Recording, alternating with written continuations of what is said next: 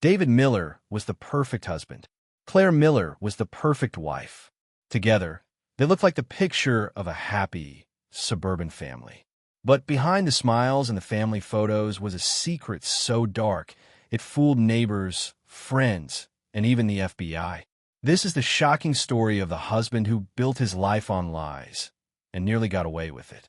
Welcome to Narrated Mysteries, uncovering lies, betrayal, and the chilling stories people tried to bury. David Miller was the perfect husband. Claire Miller was the perfect wife. Together, they looked like the picture of a happy, suburban family. Neighbors admired the couple who seemed to have it all: a well-kept home, 2 healthy children, and a marriage that appeared unshakable. David worked as a respected financial consultant, known for his sharp suits, firm handshake, and reassuring confidence. Claire balanced motherhood with part-time teaching, earning a reputation for kindness and warmth. From the outside, their lives seemed untouched by the struggles that affected others. Friends described them as the couple who always had it together, a model of stability and success. What no one realized was that David had carefully constructed every detail of this image. His charm was deliberate, his generosity calculated, his professional reputation polished to perfection. Every weekend barbecue, every family photo, and every holiday card reinforced the illusion that he and Claire were living a dream. Even their children, too young to know any better, believed their father was the kind of man everyone could look up to. This outward perfection blinded those closest to them. No one noticed the cracks forming beneath the surface, the long nights David spent working late, the unexplained expenses that Claire brushed aside, or the subtle tension that hung in the air when he thought no one was watching. People believed what they wanted to believe, and David counted on it. He thrived on the trust he inspired, knowing it gave him the freedom to operate in shadows. The story of David Miller does not begin with violence or scandal. It begins with the illusion of ordinary happiness, a mask so convincing that for years, no one questioned what lay beneath. And that mask was about to slip. At first, the cracks in David Miller's perfect image were almost invisible. Clients occasionally complained about delays in paperwork or minor errors in their accounts. But David always had an answer ready. He blamed slow banks, computer glitches, or miscommunications with other institutions. His calm explanations sounded so professional that no one doubted him. Most believed he was simply too busy managing the growing demands of his successful career. To those who trusted him with their money, David's confidence made him seem untouchable. At home, the signs were different.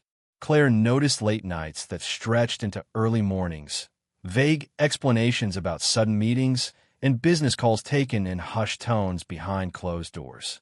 When she asked questions, David smiled and assured her everything was under control. He spoke with such conviction that it was easy to believe him. Claire told herself her husband was dedicated, that he worked so hard because he wanted to give their family the best life possible. Doubt never lingered long because David never let it. But beneath these small inconsistencies, a pattern was forming. He was learning how to bend the truth without breaking it, how to shift suspicion just enough to keep people from digging deeper. He had a way of making others feel guilty for even questioning him, turning concerns into misunderstandings and fears into misplaced worries. These subtle deceptions were the foundation of something much larger, a quiet rehearsal for the elaborate lies still to come. Friends dismissed the little rumors. Claire ignored her instincts, and clients chose to trust the man who spoke with unwavering certainty. David relied on that trust like armor, knowing every unanswered question and every second chance only gave him more room to maneuver. He was already hiding a life no one was prepared to uncover. The first true signs of David's deception came not from his wife, but from the people who trusted him with their savings. A close family friend quietly confessed to Claire that her investment, once promised steady growth, had begun to shrink in alarming ways. David brushed it off with practiced ease, blaming market fluctuations and promising things would recover. It sounded convincing, and most people wanted to believe him, but she wasn't the only one. Several clients began to notice the same strange pattern. Money invested through David was vanishing, yet he insisted their accounts were safe. Behind the polished reports and spreadsheets, David was carefully orchestrating a financial illusion. Instead of investing funds as promised, he was moving money from one client's account to another, creating the appearance of profit while covering his losses. It was a classic Ponzi scheme built on confidence and timing. As long as new clients brought in fresh money, the cycle could continue and no one would notice. Claire remained unaware of the growing risks. To her, David was still the hardworking husband who stayed up late for the sake of his clients. She couldn't see that the man she loved was gambling with other people's lives, stealing retirement savings, and putting families into financial ruin while pretending to protect them. The truth was that David thrived on the control. Each check handed to him, each handshake of trust, gave him more power. He watched people smile and thank him, never realizing their future was already being siphoned away. To outsiders, it looked like he was building wealth and security. In reality, he was digging a pit so deep that eventually it would swallow everyone who believed in him, including Claire. While Claire believed David's long nights were spent balancing accounts and preparing reports, the truth was far darker. Away from the warmth of his suburban home, David had built an entirely separate existence. He rented a sleek apartment downtown under a false name, an address no one in his family or circle of friends even knew existed. There, he lived like a man unburdened by responsibility. Expensive dinners, gambling tables, and luxury boutiques became part of his hidden routine, funded entirely by money that was never his to spend. In that secret space, he surrounded himself with things that had no place in his family life: designer suits, imported liquor, and evidence of affairs Claire never suspected. To his neighbors in the building, he was a successful bachelor with a mysterious career. To his wife and children, he remained the dependable husband and father who worked tirelessly for their future.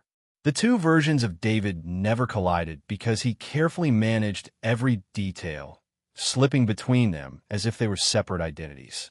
The double life gave him a dangerous thrill. Each time he kissed his children goodnight and then disappeared into the city under a different name, he felt untouchable. No one questioned the hours he kept, no one doubted his explanations, and no one saw the truth. He learned to balance the suburban father and the reckless playboy with perfect precision, ensuring neither world ever betrayed the other. But this illusion came at a cost. The more he indulged in his hidden life, the more he needed to sustain it. His lies had to grow larger, his thefts more daring, and his performances more convincing. David's secret identity was no longer just an escape. It was becoming the place where he truly belonged. The larger David's scheme grew, the harder it became to keep it invisible. What had started with small amounts of money shuffled between accounts soon expanded into transfers worth hundreds of thousands of dollars. These movements did not go unnoticed. Deep within federal monitoring systems, red flags began to appear. Patterns of unusual deposits, frequent withdrawals, and offshore activity placed David on the quiet radar of the FBI's Financial Crimes Unit. Yet when investigators first looked into him, David appeared flawless. His business records seemed in order, his taxes were neatly filed, and his reputation in the community was spotless. Whenever an inquiry came close, he produced documents that looked authentic, sometimes even altering real bank statements to fit his story.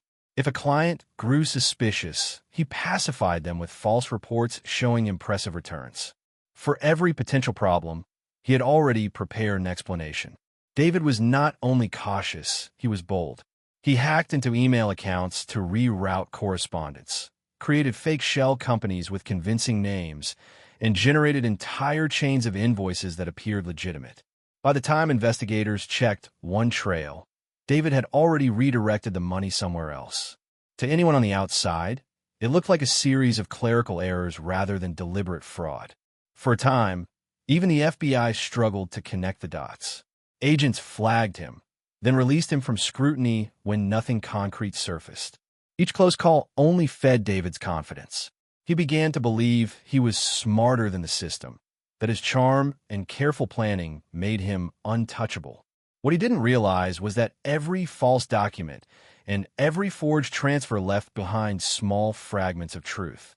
And eventually, those fragments would begin to form a picture he could no longer control. Claire had grown used to David's secrecy, but one discovery shattered the quiet trust she still clung to. While tidying the kitchen, she came across an envelope tucked among household bills. It was a bank statement addressed to a name she didn't recognize, yet the address was their own. Curiosity turned into unease as she unfolded the paper. What she saw made her stomach drop. Wire transfers totaling hundreds of thousands of dollars, moving in and out of accounts she had never heard of. None of it matched the modest lifestyle she believed they lived.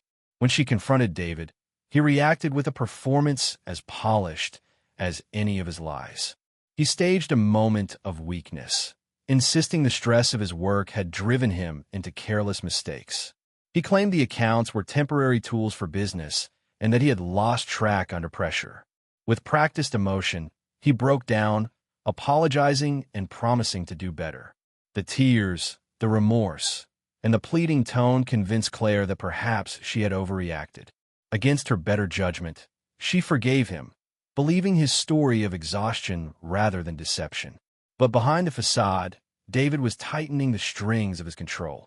He knew that emotion was his strongest weapon, and by playing the role of a flawed but hard-working husband, he could redirect suspicion away from the truth. For Claire, the discovery became just another misunderstanding, a secret folded away in the belief that her husband was overwhelmed but ultimately honest. Yet the moment marked a turning point. The cracks were no longer invisible. They were beginning to show. Claire didn't know it yet, but the bank statement she found was proof of something far greater, a glimpse into the empire of lies David had built in silence. One morning, David Miller was gone. His car sat abandoned at a rest stop off the highway, the driver's seat pushed back, his phone left behind on the console. To anyone who saw it, the scene suggested something sinister. Local police treated it as a possible kidnapping. News reports showed Claire pleading for her husband's safe return, her voice shaking as she insisted David was a devoted father who would never walk away from his family. Friends and neighbors rallied around her, convinced that something terrible had happened. But investigators saw details that didn't add up. The car doors were locked, with no signs of struggle.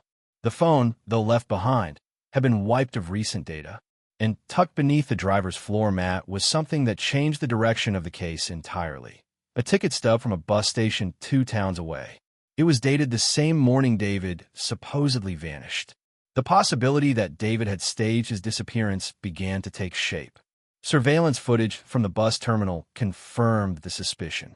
A man matching his description, wearing a baseball cap pulled low, had boarded a bus heading out of state. He carried no luggage, just a single backpack slung over one shoulder. He didn't look like a victim. He looked like a man escaping. The discovery stunned those who believed his public image. Claire struggled with the thought that her husband had walked away voluntarily. To the FBI, however, the pattern was clear. The financial crimes under investigation and David's sudden disappearance were connected. What had once seemed like a missing persons case was now turning into something far darker. David Miller wasn't lost. He was on the run, and he had planned it all with chilling precision. With the help of forged documents he had prepared months in advance, David Miller shed his old identity and stepped into a new life as Michael Carter. He traveled under the radar, using the bus ticket as the first leg of a carefully planned escape. Within days, he was settled in another state, far enough from his suburban home to avoid recognition, yet close enough to monitor the fallout from a distance. As Michael Carter, he rented a modest apartment using a fake social security number and fabricated credit history. He secured a job with a small financial firm, presenting falsified degrees and references that no one questioned.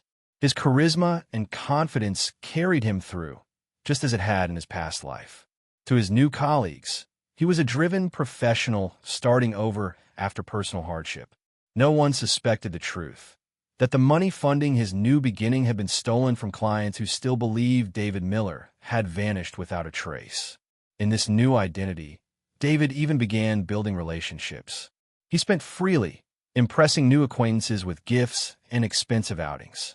He charmed a woman he met at a bar, carefully weaving a story about being a widower rebuilding his life. The lies rolled off his tongue so naturally that even he began to believe them. Each step into his new life distanced him further from Claire, his children, and the crumbling empire he had left behind. For David, this was more than survival. It was reinvention. He had erased the husband, the father, and the respected advisor, replacing them with a man who appeared free of obligations. To outsiders, Michael Carter was a man with a clean slate. But beneath the new name and the polished smile, he was still the same predator, living off stolen trust. Back home, Claire Miller's life unraveled under the weight of suspicion. While she had been left behind to pick up the pieces, investigators began to wonder whether she was truly a victim of David's deception or a willing accomplice. The discovery of shared bank accounts tied to the fraudulent transfers placed her directly in the spotlight.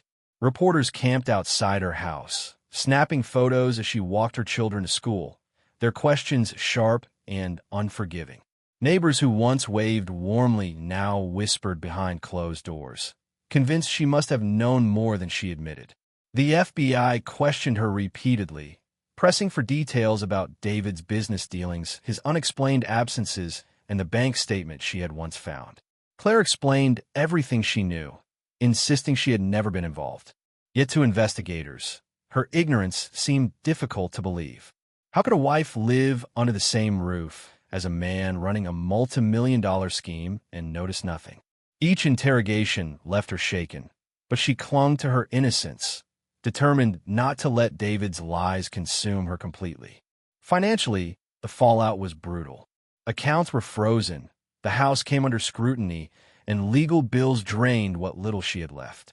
The life she thought was stable collapsed overnight, leaving her scrambling to care for her children while proving she wasn't part of her husband's crimes. Every headline with David's name dragged hers alongside it, and every rumor painted her as guilty by association. For Claire, the betrayal cut deeper than financial ruin. She realized the man she had trusted had not only abandoned his family, but had left her to face the storm of consequences he created. While David thrived under his new identity, Claire became the one carrying the weight of his disappearance. As the years passed, David grew bolder in the life he had stolen. Under the name Michael Carter, he polished his new persona until it seemed flawless. No longer hiding in fear, he began to travel again, moving money through international accounts with ease. Using offshore banks and shell companies, he shifted funds in a complex web designed to confuse investigators. Each transfer made it harder to trace the origin of the stolen wealth, and every successful move fed his belief that he had escaped for good. He indulged in luxuries without hesitation. Vacations in Europe, fine dining in exclusive restaurants, and nights spent in casinos became his routine. To those who met him, he was a man who had worked hard and earned his comfort. No one questioned where his money came from because he looked and acted like success. He learned to charm new acquaintances just as he once charmed clients, blending half-truths with outright lies to craft a story of resilience and ambition. All the while, the FBI never stopped watching. Suspicious financial activity linked to offshore transfers repeatedly caught their attention, but each time they tried to follow the trail, it seemed to vanish into layers of false names and falsified documents. David's system was working, at least for now. The more the agents pressed, the more carefully he moved, staying one step ahead. For nearly 3 years, he lived as though justice would never touch him. He convinced himself he was smarter than the investigators chasing him, smarter than the victims who had trusted him, and smarter than the family he had abandoned. In his mind, the escape was complete. What he didn't know was that one small mistake would undo the years of careful planning and bring everything crashing down. David's downfall came not through an elaborate investigation, but through a single careless mistake. After years of living as Michael Carter, he had grown so comfortable in his false identity that he began to overlook the small details that once kept him safe. During a trip out of town, he checked into a hotel using his alias. The forged documents he provided were flawless, but when asked for a billing address, he recited one without hesitation. The same suburban home he had once shared with Claire. That oversight triggered an automatic alert in the system. The address was tied to a flagged investigation, and the transaction quietly made its way into the FBI's database. For months, agents have been chasing shadows, unable to pin David to the fraudulent transfers that continued to surface. Now, they had a thread that connected his new life back to the old one. With that single address, the walls around his double identity began to crumble.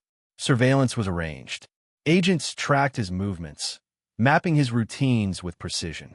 They followed him to his workplace, watched him dine with his new girlfriend, and monitored the offshore accounts he believed were untouchable.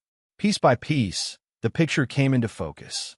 David Miller was not a missing man, nor was he a victim. He was a fugitive who had crafted an elaborate disguise and vanished in plain sight. For Claire and the victims who had lost everything, the revelation was both shocking and vindicating. The man they once trusted had not been taken or harmed. He had chosen to run, to deceive, and to live off their ruin. His cleverness had carried him far, but a single slip of memory was enough to unravel years of lies and expose the truth he thought he had buried forever. David Miller's capture was swift once the FBI closed in. Agents waited outside his luxury apartment complex, watching as he stepped out in a tailored suit, coffee in hand, unaware that his double life was about to collapse. He was taken into custody without resistance, his confident demeanor replaced by a blank stare. For years, he had believed he was untouchable. In that moment, he realized the illusion had ended. The courtroom became the stage where every lie was unmasked. Prosecutors presented evidence of fraud, money laundering, identity theft, and the carefully constructed scheme that had drained millions from trusting clients. Bank statements, forged documents, and offshore transfers told the story of a man who had built his empire on deception. Victims filled the benches, some elderly, some families who had lost their savings, all staring at the man who had betrayed them. Their testimonies were raw, recounting the devastation of broken trust and ruined futures. Claire sat quietly through the proceedings, no longer a suspect but still tied to the wreckage David left behind. She listened as her husband's secret life was laid bare, each revelation cutting deeper into the image she had once believed was real. Though cleared of involvement, she carried the scars of betrayal, forced to rebuild her life while protecting her children from the shadow of their father's crimes. In the end, David received decades in federal prison, a sentence that ensured he would never walk freely again. The man who fooled neighbors, clients, and even federal agents now wore a prison uniform, stripped of the power he once thrived on. His story became a chilling reminder that even the most convincing masks eventually crack, and the truth, no matter how deeply buried, will find its way to the surface.